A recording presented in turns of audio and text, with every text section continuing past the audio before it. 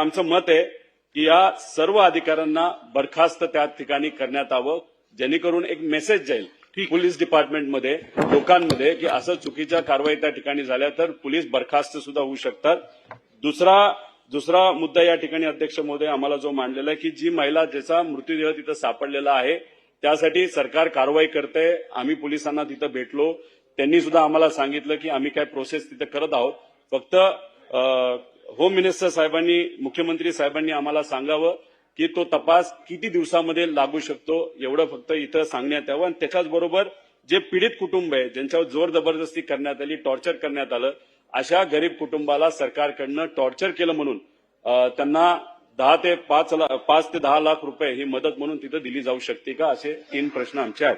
माननीय अध्यक्ष महोदय, सन्माननीय सदस्य रोहित पवार यांनी जो मुद्दा उपस्थित केला आहे ही वस्तुस्थिती आहे आणि अतिशय लाजिरवाण्या पद्धतीनं या ठिकाणी पोलिसांनी काम केलेलं आहे.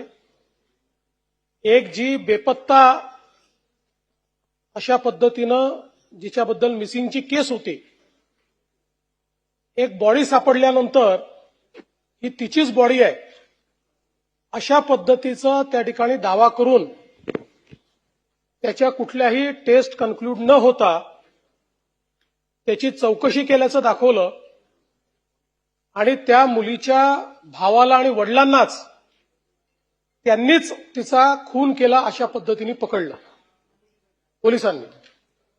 आणि त्यानंतर ही जी मुलगी आहे ही जिवंतच होती. ती मुलगी स्वतः पोलीस स्टेशनला हजर झाली आणि त्याच्यानंतर त्यांना सोडावं लागलं.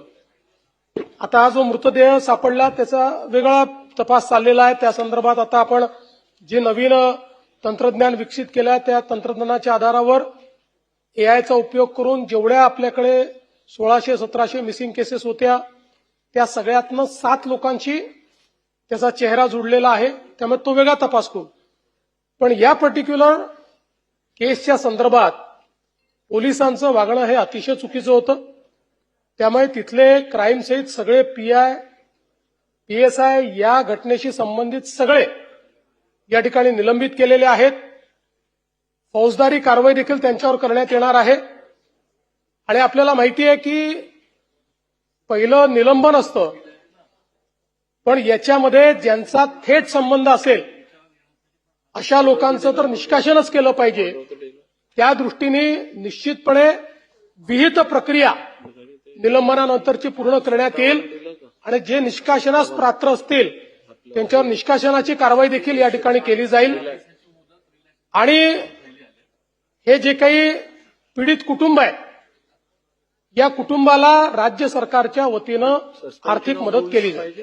या संदर्भातली विभागीय चौकशी देखील 3 महिन्यात पूर्ण केली जाईल.